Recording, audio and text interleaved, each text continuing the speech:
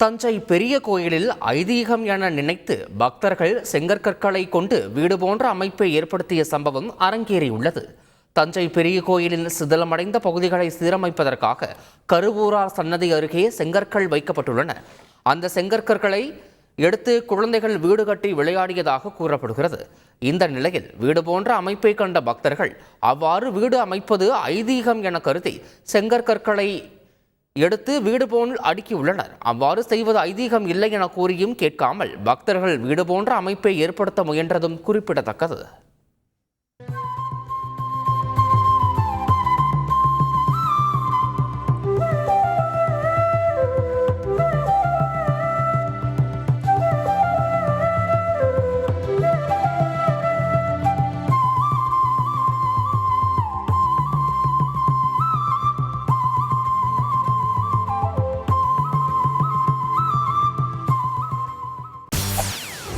செய்திகளை உடனுக்குடன் தெரிந்து கொள்ள உடனே சப்ஸ்கிரைப் பண்ணுங்க.